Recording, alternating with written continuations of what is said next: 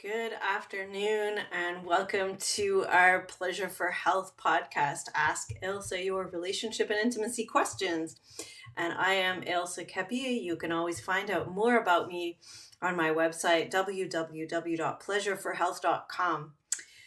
So, today we are diving into a question about how do we know what we want and how do we answer that really awkward moment when we meet someone or we're having a date night and all of a sudden we're asked what we want and we have no idea. So, what do we do then? How can we respond? How can we work on that? How can we get a better understanding of our own sexuality, our own arousal patterns, our own um, map, if you will, of what it is we want and when? And then, of course, we can always work on communication, but we've got to know something in the beginning of what we want. So I thought we'd take a look at this today, since it is a holiday here in Canada, Thanksgiving, and you're liable to have just a little bit more time and breathing space in your life. And, this is one of the most important things with sexuality is that it actually takes time. It takes time and it takes a de-stressing sort of, you know, um, intention. We cannot go straight from our stressful job right to a beautiful sexual encounter. You could possibly use sex as a way to relieve stress. But as far as that really mind-blowing feeling really connected to a partner type of sex, you are not going to probably get that when you're super stressed out. And many of us know that our arousal levels just seem impossibly hard to find. It's just seems to be the furthest thing from our minds when we are busy and we're stressed out and we're on tenterhooks. So today being a holiday might be one of those times where you can just go, I'm gonna just take a step back and think about what might make me feel good. And that is the main point to start with. So, to start off with, let's just, if you are sitting and listening or taking a walk or you're cooking your turkey or whatever you're doing, just take a deep breath with me and notice your body. Notice your body. Because this is this is the main way that we interact with someone else erotically is with our body. We don't do it with our mind. We don't do it with our money. Well, we might do it with some of those things. But when it comes to the actual act of enjoyment and pleasure, we usually use our body. So one thing that is really important to do is to realize that our brain has a lot to do with our erotic desire and also our stress level, like I said, because our perception of sensation is really context dependent.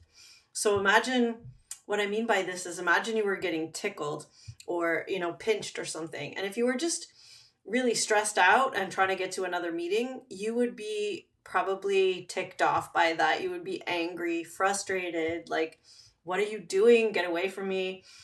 But let's say you're feeling kind of cozy and cuddly, you're watching Netflix or something like that, and your partner gives you a little tickle. Well, it could be arousing at that point, but it's the same. So it's the same sensation, but it's interpreted differently depending on what your mood was and what your perception was. Because when you're stressed out, your brain interprets just about everything as a potential threat. So we all have heard of fight or flight response, and we all know that we get into that. So when we are in our fight or flight sympathetic nervous system response, then we take everything as a threat. And so even a wink or a little pat or a pinch or something from our partner might be seen as a threat, and we get frustrated and annoyed. Whereas if we are feeling relaxed and confident and in a good space, all of those things might actually be kind of appealing and kind of sexy.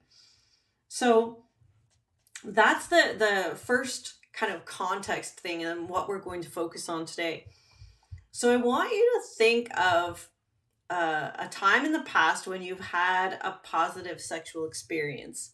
And if you haven't had many experiences yet, or you're really young, or you just haven't had many experiences, or it's been a long time, just imagine something, even imagine a positive experience.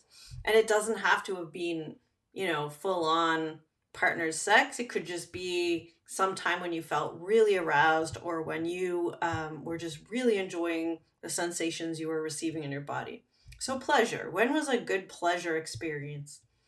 And see if you can recall as many details as you can about that experience. So, things like, were you in a healthy condition, or were you tired, were you excited, were you all those types of physical health questions. What was your body image of yourself? Did you feel good about yourself that time? you know um how was your mood? Did you have anxiety or not? Were you easily distracted? Were you worried about getting things right? Were you worried about sexual functioning, or anything else that would go into your physical, um, how you were physically at that time when you had a positive experience? And you might also, if it was with a partner, you might also think about, how were they physically healthy? What did they smell like, taste like? What was their mental state? Those kinds of things of your partner. Perhaps it was your honeymoon or something like that. Where were you? What was, how did you feel physically? Were you rested? All those types of things. So make it as much detail as possible about your physical state at the time. And then when you're done that, have a look at relationship characteristics. So if your peak experience was on your own, you might do these questions about your relationship with yourself. Did you have trust with yourself or your partner at that time? Was there a power dynamic or involved? Were you feeling equal to your partner, or were you feeling sexually dominant, or were you feeling like ravished and having them be dominant? Was there a power dynamic there, and what was it? Was there an emotional connection? Did you feel desired? And maybe how often were you having sexual interactions at the time? So look at the relational characteristics of that positive experience. And then look at the setting. So this would be like, was it at home, at work, on vacation? Was it private, public, semi-public, hidden, someone else's place, all the things. Think about the setting that was seemed really awesome for you. Was it distance sex, like phone or on the computer? Um, did you get to see your partner do something really awesome, like interact with their family, and that made you feel all warm and fuzzy? So imagine all the things about the setting that maybe contributed to this being a really positive memory for you. As well as maybe your work related stress at the time, or family related stress, whether it was a special occasion or a holiday, an anniversary. Um, and then kind of think about, what are the things that you did at the time, or that you do. Do you have kind of fantasies that you go to, you play in your mind? Was there some fantasy playing between you and your partner if you were with a partner? Were there places on your body that were touched or not that you remember being really awesome?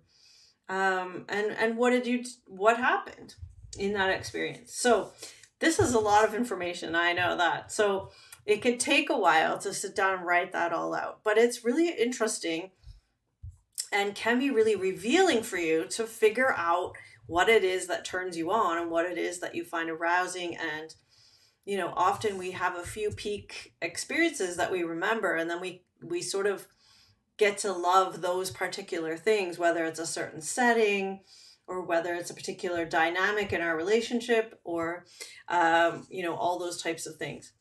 So think of something that was really positive. Now, I want you to also, and maybe not right now, but I want you to also, for homework, how can a podcast give you homework? But I'm going to give you homework.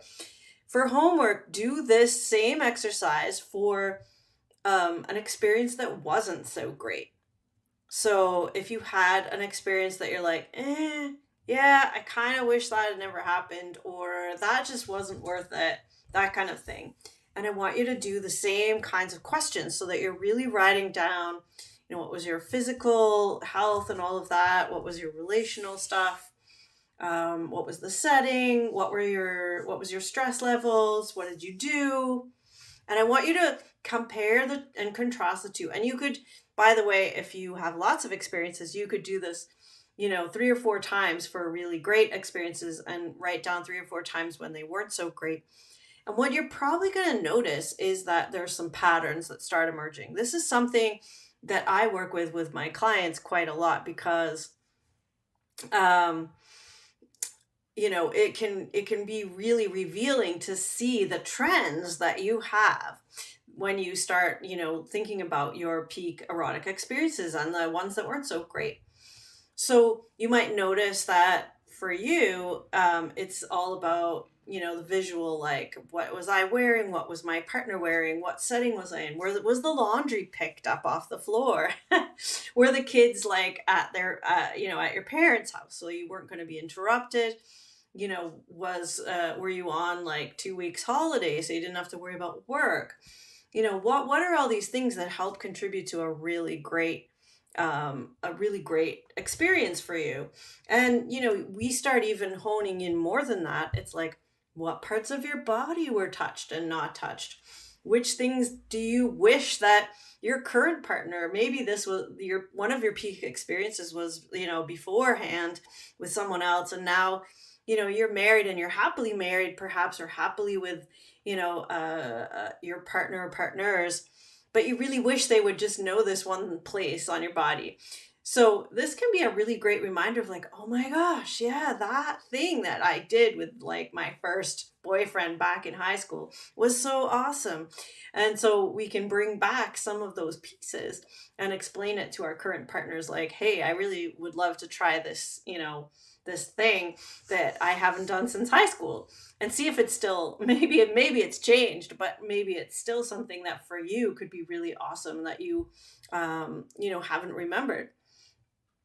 So have a look at what your trends are. If it's, lots of times I have clients that notice, for instance, that if they get a chance to have the expectation of an erotic encounter later, so if they get to sext about it with their, with a partner, if they get to imagine and fantasize about, oh my gosh, like later tonight I'm going over there or whatever, and get they can really get excited about just the imagining of that.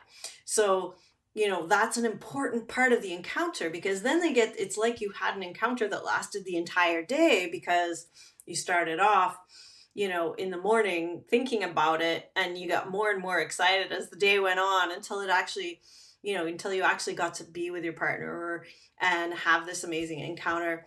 And so it just elongated that, the longing, the expectations. For some people that's really awesome. For other people, perhaps they just like to be surprised and not think about it all day, because they'd like to focus on other things. And then when it comes to sex, they're just ready for that, and they just want to get right to it.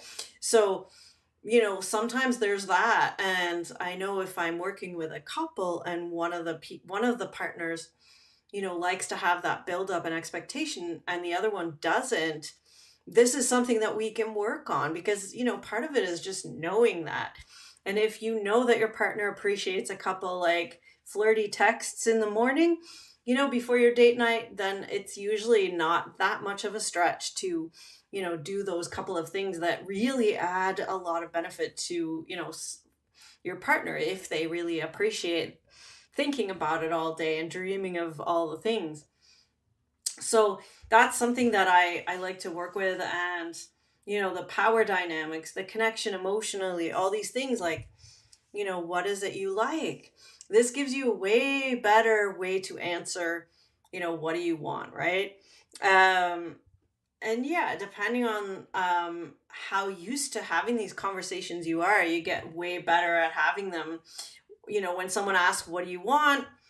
How am I going to respond to that? Okay, well, now I know I like to be texted earlier in the day. I want to have like a few hours lead up. I want to have a picture of you in your, lingerie a few hours before we meet up. I want to know what the setting is going to be. Are we going to a restaurant, or are we going to have a cozy dinner at home? I like to plan that. Am I going to put, do I want to have flowers and rose petals on the bed and all those types of things? Is that something that makes a big deal for you? And then once you know some of these things, it becomes way easier to write a list for your partner. And there lists sound so unsexy, but honestly, lists can be really sexy when they're about sexy stuff. So if you know that, like, hey, here's a list of things that really turn me on, and just in case you want to know, that could be one of the sexiest gifts you give your partner ever. Because now they're like, oh, how many of my partners have said, wow, it would be so great to just have, the manual on what to do. And so if you have the list of things, um, it's kind of like, well, now I know what you like. And if you think if it's unsexy to have a list, well, I would say that it might be unsexy to be checking off your to-do list in bed, but it's not. It's great to have a list of things that you know about your partner, or that you might not have known before. So, if you find that this has been helpful, I would love to hear some of your comments or what you found out about yourself. You can always reach out to me if you're interested in working with me more. I do one-on-one. I have some online courses, and I also work with couples or some group workshops. So you can find all of those types of things. You can sign up for my newsletter. I send out lots of juicy tips and relational blogs, as well as the podcast. So make sure that you follow the podcast. I usually broadcast about every week. And if you have a topic or a question that you would like me to answer, you can always reach out to me on my website, pleasureforhealth.com. Say, hey, I'd love you to talk about this on your podcast. And I would really appreciate knowing what you would like to ask Ailsa. So I think that's it for today. Hopefully you found something that's been helpful for you. Hopefully you have some fun writing and remembering some of your great experiences in your life. Nothing like a good memory. And I hope to see you all soon back on the podcast.